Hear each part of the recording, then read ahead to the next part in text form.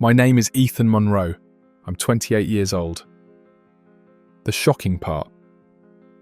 My sister called me a traitor, and she handed me the match to burn the bridge between us forever. It was supposed to be a simple family dinner, one of those annual togetherness rituals that feel more forced with every passing year. Plastic smiles, overcooked turkey kids, screaming somewhere in the background while adults pretended everything was perfect. Chelsea waited until dessert to go for the kill. She always did have a sense for dramatic timing. I was pouring myself a second cup of coffee when she stood up, her voice slicing through the noise. "You're nothing but a traitor, Ethan. You turned your back on your own blood for a weekend getaway." The room fell silent. Even Jonah, her youngest, stopped banging his spoon against the high chair. I froze mug halfway to my lips, staring at her, like maybe I'd misheard, but no. She said it again, louder this time, as if the volume could make her self-righteousness stick. "We needed you. You chose yourself." What kind of brother does that? I glanced around. Our mum, Patricia, stared into her lap, like the gravy stain on her jeans was suddenly fascinating. Brandon, Chelsea's husband, shifted awkwardly, pretending to scroll through his phone. No one defended me, no one even looked surprised. Because somewhere along the line, somewhere between growing up and growing apart, I had become the family's fallback plan. The warm body to call when they needed free labour, free childcare, free excuses.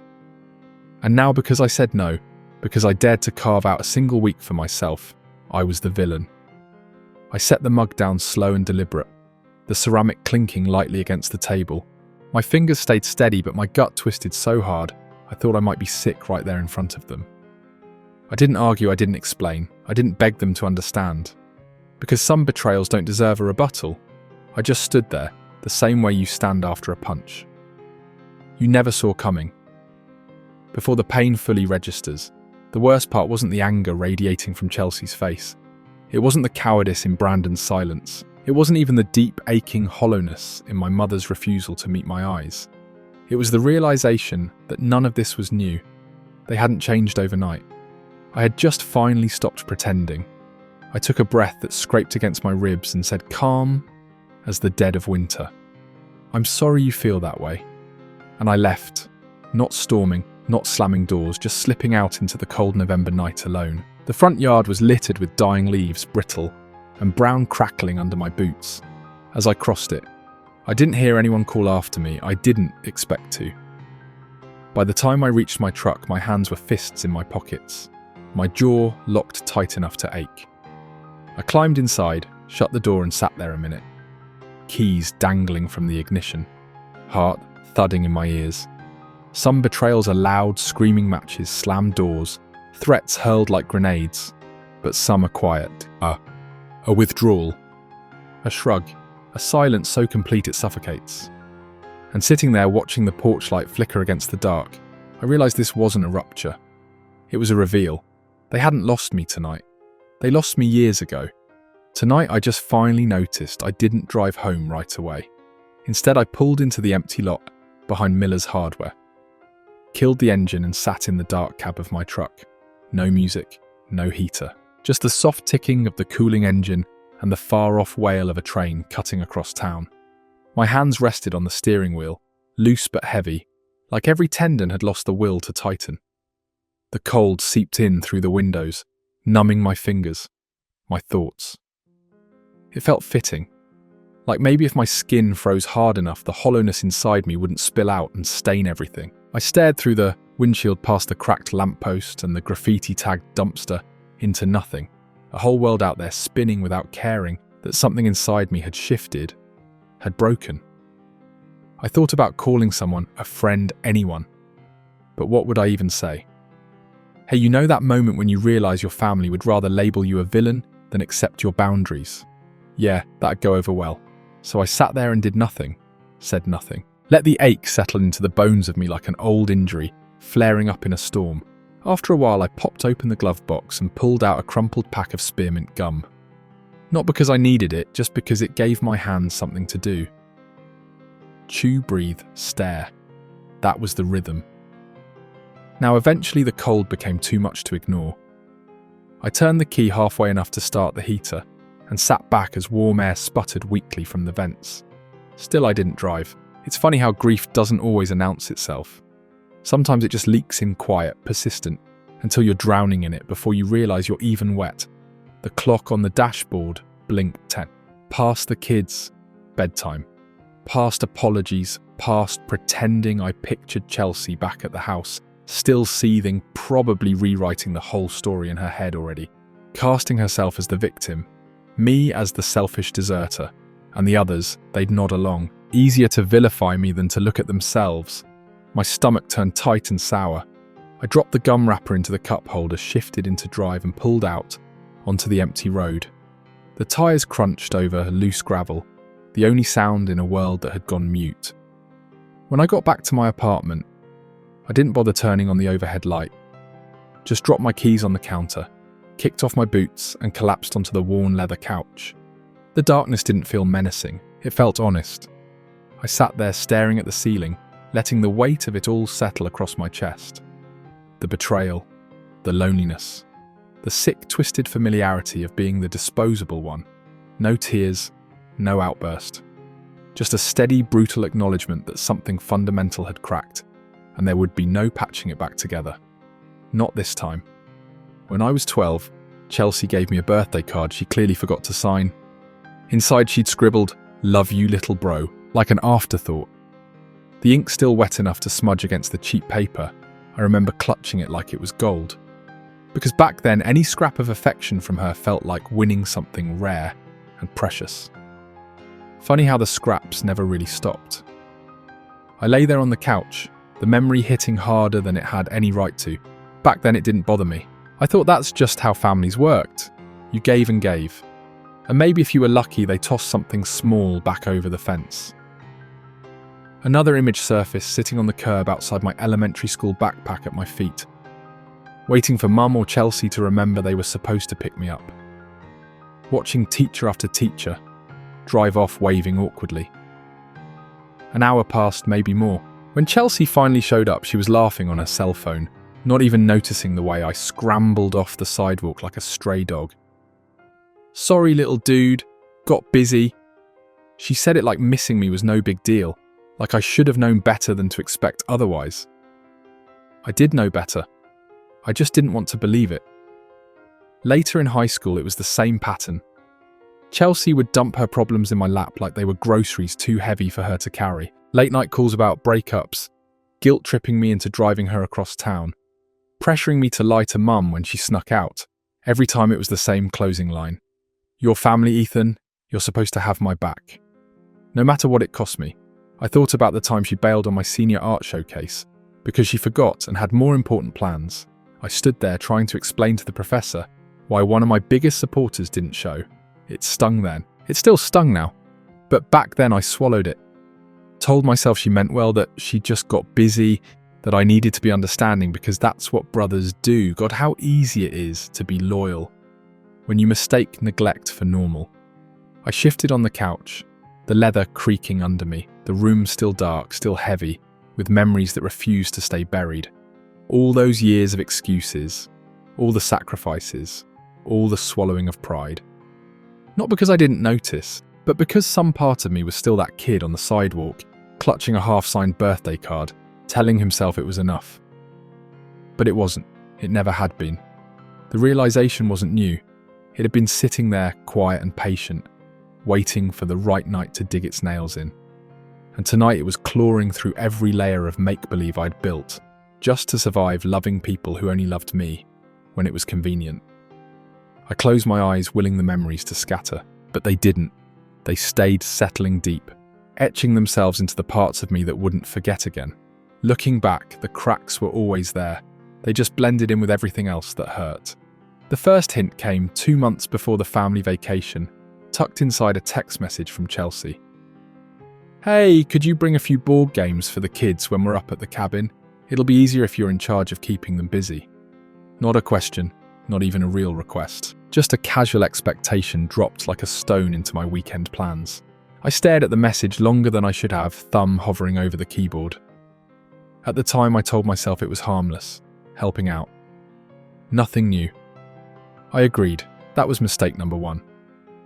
Then came the group chats, the ones where plans were discussed without really asking for my input. When my name popped up next to time slots like I was another piece of luggage they were packing. Ethan can handle bedtime if we want to sneak out for dinner one night. Maybe Ethan can take the kids to the lake so we can do a spa morning. No one asked me, they just assumed like I was part of the rental house. Amenities, kitchen, fireplace. Babysitter. The real kicker came when I overheard a call between my mum and Chelsea. They didn't know I was in the next room setting up a Zoom call for work. Their voices floated through the thin apartment walls. You know Ethan will help. He always does. It's not like he has a real family yet. That one sliced deeper than any outburst ever could. Not a real family. Translation? No wife, no kids, no obligations that mattered. Just available. A utility in human form. I remember standing there, headset in hand, the blinking cursor on my laptop, waiting for me to click into a meeting while my gut churned with something thick and ugly. I didn't have words for yet, but even then I stayed quiet. Because admitting they saw me that way meant admitting how long I'd let them. Later, Brandon emailed out a rough itinerary for the trip. Accommodations, food assignments, shared responsibilities. Except somehow my responsibility wasn't listed under meals or groceries or cleaning. It was kid coverage, Ethan. No schedule, no rotation. Just me, a built-in solution, a walking, breathing backup plan. Still part of me clung to the hope that maybe they didn't realise what they were doing. Maybe it wasn't malicious, maybe it was just thoughtlessness. People are selfish by nature, right? But selfishness repeated enough times becomes strategy. 1 week before the trip, Chelsea called. Not to ask if I was excited, not to check if I needed anything. She called to double confirm my availability. You'll be fine with the kids, right? I mean, you always were the patient one. The words were coated in sugar, but the message underneath was steel. It wasn't a favour, it was a duty. And when I hesitated just for a beat too long, she pressed harder. Come on, Ethan. It's family. We help each other. You know how much I need this break. Her voice dropped into that familiar whine, the one that always dragged guilt up from my ribs like a hooked fish. But something inside me stayed still this time. Didn't flinch, didn't fold. I told her I'd have to think about it. There was a pause on her end, a crackle of static, or maybe just the sound of her disbelief that I wasn't leaping to say yes. Well, she said sharply, I guess we'll see where your priorities really are. Then the line went dead. I stood there, phone heavy in my palm, realising this wasn't a misunderstanding. It was a test. And for the first time in a long time, I was starting to think about failing it on purpose. The day after that call, I booked a room at a small inn 20 miles south of the family cabin. No group house, no bunk bed in a shared room. Just me, a key to my own door, and a silent promise that this time I wasn't surrendering my time. Like loose change on a sidewalk, I didn't announce it, didn't even hint at it in the family group chat, where plans were flying around like confetti. Let them assume I was folding myself neatly into their blueprint again. It would be easier to move unseen that way. Instead, I quietly arranged for everything I needed. Rental car reserved, restaurant reservations booked, local hiking trail maps downloaded offline. I even packed a second duffel bag with gear. They wouldn't expect trail boots, a battered paperback. I'd been meaning to finish for a year, a worn denim jacket that still smelled like campfires and independence, and every step felt like digging footholds into the side of a cliff. I wasn't willing to slide down again. Meanwhile, I kept playing the part, reacting with thumbs-up emojis to group messages about meal planning, offering vague, sounds good replies, when Chelsea sent out itineraries brimming with family bonding activities that suspiciously overlapped with toddler nap times. I didn't challenge, I didn't correct, I just watched and prepared. Quietly, I shifted my client deadlines, moved up. Project deliveries cleared my calendar for the entire week. Not because I planned on being busy with them, because I planned on being busy, reclaiming my life. 2 days before the trip, Brandon texted me privately. Hey, thanks again for helping with the kids. Chelsea's been so stressed, it really means a lot to her. I stared at the message, the bitter taste of it spreading across my tongue. Thanks for what? I hadn't agreed to anything. I hadn't volunteered, I hadn't promised, but somehow in their narrative, my silence had been drafted into consent. I tapped out a polite, non-committal response. Happy to support however I can while enjoying the cabin too. No specifics, no promises. Let them infer whatever they wanted. I wasn't interested in fighting them anymore. I was interested in showing them. The night before departure, I packed both bags into my truck, one visible in the back seat, one tucked beneath the false floorboard. In the bed, insurance against the inevitable fallout. The drive north the next morning was grey and brittle, the clouds hanging low and heavy over the winding highway. Perfect backdrop for the storm that was coming. When I pulled into the driveway of the rental cabin, kids' toys already scattered across the lawn, Chelsea came barreling out the front door, smiling wide and false. "You made it perfect timing. Jonah just went down for his nap, you're on after lunch." Not a question. An assignment. I smiled back, matching her energy, with a calmness so complete it almost scared me. "Sounds great, I'll get my stuff inside first." And then without another word, I walked right past her phone, buzzing softly in my pocket, with the address of my actual destination. They didn't know it yet, but this time the game had changed, and I was no longer playing the part they wrote for me. I didn't even have the chance to toss my duffel in the guest room. Before the trap fully showed its teeth, while I was carrying my things inside, my phone buzzed again, a new message from Brandon. Curious, I thumbed it open, expecting some last-minute grocery list, or another polite "thanks again for babysitting." Instead, what I read made my blood run cold. "Thanks again for agreeing to watch the kids all weekend. Chelsea said you offered so she could finally relax after the year she's had. You're a real hero, man, appreciate it." All weekend offered. The words echoed inside my skull like the crack of a gavel. I leaned against the doorframe, breathing slowly, deliberately, like I was trying to tame some wild animal clawing up from my guts. I hadn't offered a damn thing. I'd been maneuvered, lied about position to be the sacrificial lamb before I even parked the truck. And now Brandon, oblivious, was congratulating me for volunteering for a job I hadn't signed up for. I stared at the message longer than I needed to, my thumb hovering over the screen. It wasn't even about the babysitting anymore. It was about ownership. Chelsea hadn't just assumed my help. She'd rewritten the story entirely, made me the willing participant in her carefully crafted fantasy, where she got to play exhausted mother, unfairly burdened by an ungrateful brother. If things went south, the perfect setup. If I said no now, I'd be the bad guy. If I bailed, I'd be the selfish one, who promised and backed out. And the worst part, no one else would even blink, because in their heads, the script had already been written. I was cast. No understudy. No edits. I locked my jaw so hard it ached and stepped back. Outside, Chelsea was fussing with Jonah's car seat, laughing at something Carson and Lila were arguing about over sidewalk chalk. It hit me then, the sheer audacity of it all. The casual way she had framed me, the smug, effortless certainty that I would fold again because folding was easier than fighting. She wasn't worried. She wasn't wondering. She already thought she'd won. I could have confronted her right there, right then, could have called her out in front of everyone, pulled the text up, shoved the phone in her face. But that would have been messy, loud, predictable. And I wasn't here to give them the drama they were hoping for. I was here to disappear on my terms.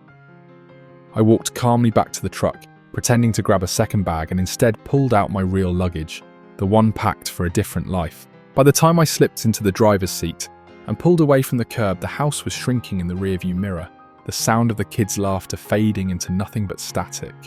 They didn't even notice. Too busy, too certain. Good, let them enjoy the silence for a while. Let them taste what they thought they could force on me, because in the end, it wasn't about one weekend. It was about all the weekends, all the holidays, all the countless moments I'd been expected to sacrifice at the altar of family, without ever asking if I wanted to be there. And this time they wouldn't have a scapegoat to blame when it all crumbled. They'd have a mirror, and no one else staring back at them but themselves. I didn't drive straight to the inn. First I pulled off into a gas station a few miles out, killed the engine and sat with the engine ticking down, and the smell of diesel and asphalt curling through the cracked window. I needed a moment not to think, not to plan, but to cement it in my bones. This wasn't running away. This was pulling the pin and walking calmly off the battlefield. They had written a script for me. I was about to hand it back blank. I pulled out my phone and opened a new text thread. Not the family group chat. That would be too easy to twist, too easy to spin against me later. No, this was going directly to Brandon. Simple. Clean. Hey man, just a heads up, some confusion. I'm not staying at the cabin this week. I'm vacationing nearby. No plans to babysit. Hope you guys have an awesome trip. No emotion, no apology, no space for negotiation. I hovered over the send button for exactly 1 heartbeat, then tapped it. A few seconds later, delivered. No typing bubbles. No instant response. Good. Let the silence settle like dust on their carefully laid plans. I backed out of the gas station lot and headed toward the inn. The drive was short. The town small enough that the biggest landmark was an old church steeple, leaning slightly east like it was tired of standing straight. The inn was perfect, rustic quiet. Anonymous? A sign hung crooked over the door. Silver Pines Lodge, and a battered rocking chair swayed in the breeze on the front porch. I checked in without fanfare. No questions asked. Room 12. Second floor key, heavy and cool in my hand. Inside, I dumped my bags and collapsed onto the bed, not out of exhaustion, but out of a strange, almost electric relief. For the first time in years, I wasn't available, not on call, not the emergency contact, not the fallback. I was just a man in a room, no obligations dragging at his spine. While I unpacked my phone, lit up Brandon. Wait, what? Chelsea said you offered. She's freaking out. We're counting on you. I stared at the message, almost laughing. Counting on me. They weren't counting on me. They were counting on my silence. My compliance a big difference. I typed back. Plans must have gotten misunderstood somewhere. I never agreed to anything. I'm here to enjoy my own vacation. Wish you all the best. Send done. The next ping came faster.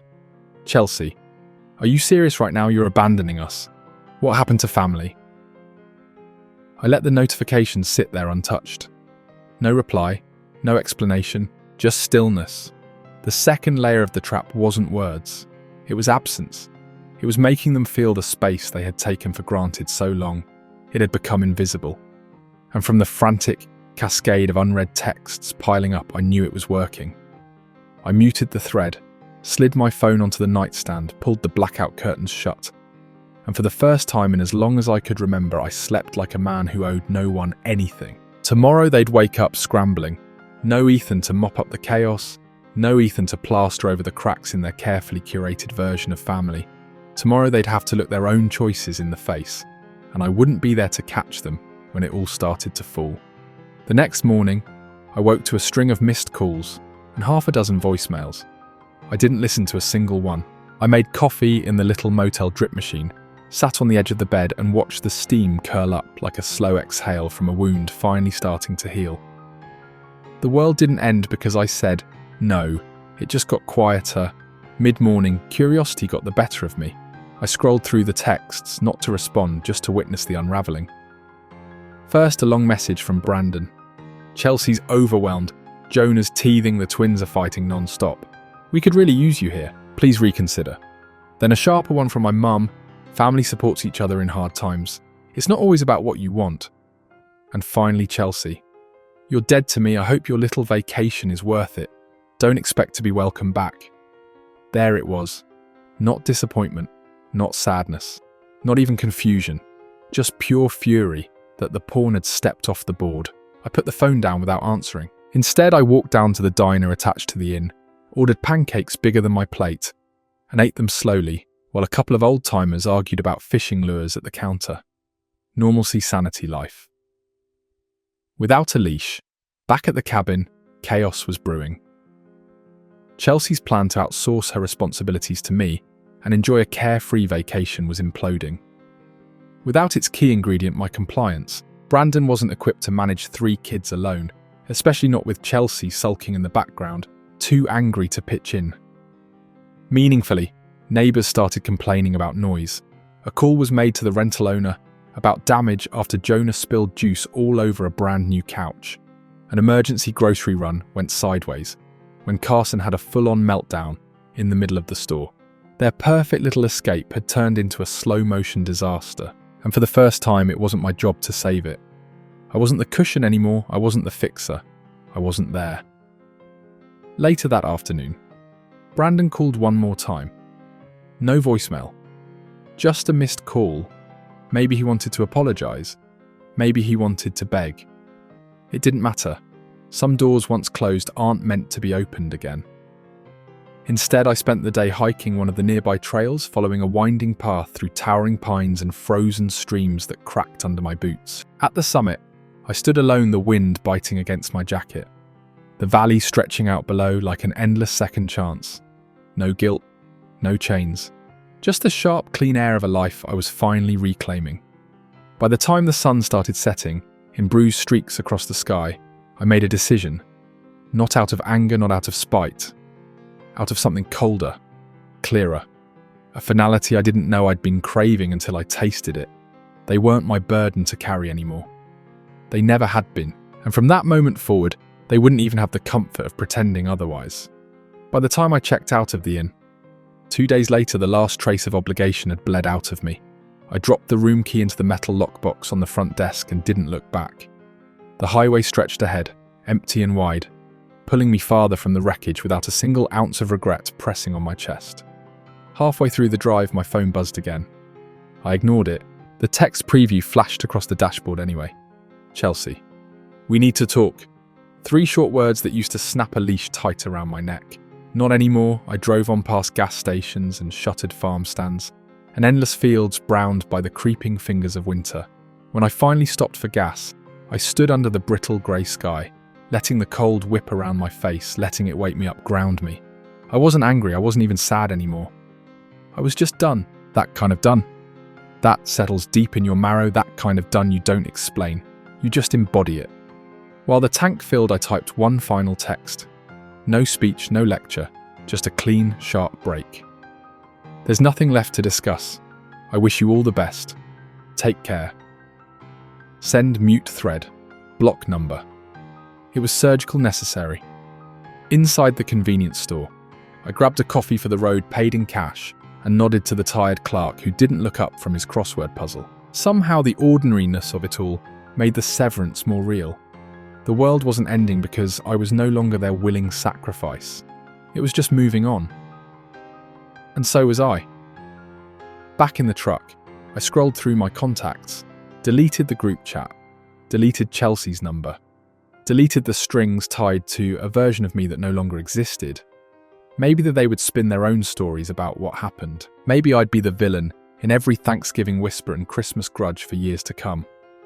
Find better a villain by my own hand than a martyr on someone else's altar.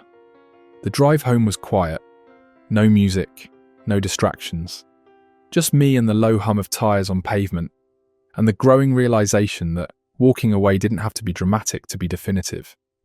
At a red light on the edge of town, my reflection caught in the rear-view mirror. Older than I remembered. Yes, but steadier too. Not hardened, not bitter. Clear. I pulled into the parking lot of my apartment building just as the first snowflakes started to fall, swirling under the orange haze of the streetlights. I grabbed my bags, climbed the stairs 2 at a time, and stepped inside. Home real, home. Not a title handed down by bloodlines or family guilt. Not a contract signed under duress. Home because I said it was, because I built it, because I chose it. I kicked off my boots, turned on the lamp by the window and stood there for a long minute, watching the snow dust the empty sidewalks below. A clean slate. A silent world. No demands, no guilt, no chains. Just the soft, steady beat of my own heart, reminding me I survived them. And I didn't owe them a single thing. Not an apology. Not an explanation. Not another second. This was my break, and this time it wasn't a wound. It was a beginning. The weeks after cutting ties were quieter than I expected. No dramatic confrontations. No apology tours, just a stillness that settled into the corners of my life like dust in an abandoned house. At first, the silence felt strange, like walking through a room you used to fill, but no longer needed to. But then it started to feel like oxygen. I spent mornings drinking coffee in the window seat, letting the pale winter sun thaw the edges of my mind. No frantic text messages, no guilt-tripped obligations lurking on the horizon. I started running again just a couple miles through the park near my apartment. breathing in cold air that bit at my lungs, feeling my body move for no one's expectations but my own. I picked up old hobbies I'd shelved for years: woodworking, sketching, reading books that weren't about productivity or self-improvement. There was no grand transformation, no montage of instant healing, just small stubborn acts of choosing myself day after day. And somewhere in that slow rebuild, I realized something that should have been obvious all along. They hadn't stolen anything from me. I had given it piece by piece over years of second chances and swallowed pride. I had handed them the best parts of me, believing it was love. And when I finally stopped giving, they called it betrayal. But it wasn't betrayal, it was survival. It was choosing to stop bleeding for people who wouldn't even hand you a bandage. One afternoon, while sanding down an old oak chair I found abandoned by a dumpster, I caught myself smiling. Not because everything was perfect, not because the hurt had vanished, but because the world finally felt like mine again. Raw, imperfect, unapologetically real. I didn't tell anyone about my small victories, didn't post them online, didn't craft some triumphant narrative about rising above. Because real healing isn't loud. It's silent. It's choosing not to answer when old ghosts come knocking. It's realizing you don't have to win an argument to win your freedom. It's understanding that peace isn't earned by convincing others. They were never listening anyway. It's earned by walking away and not looking back. Some nights the weight of it all still creeps in grief for what could have been, anger for what should have been. But it passes. And when it does, what's left is something unshakable. Me unedited, unowned, unbroken. Now, if you're still here, I have to ask you something. Have you ever realized painfully clearly that the people you loved most were only loyal to the version of you they could control? And if you have, did you stay trying to fix it? Or did you finally choose yourself and walk through the fire it took to get free? I'm not here to tell you which choice makes you stronger. I'm just here to tell you, whichever one you make, let it be for you and no one else.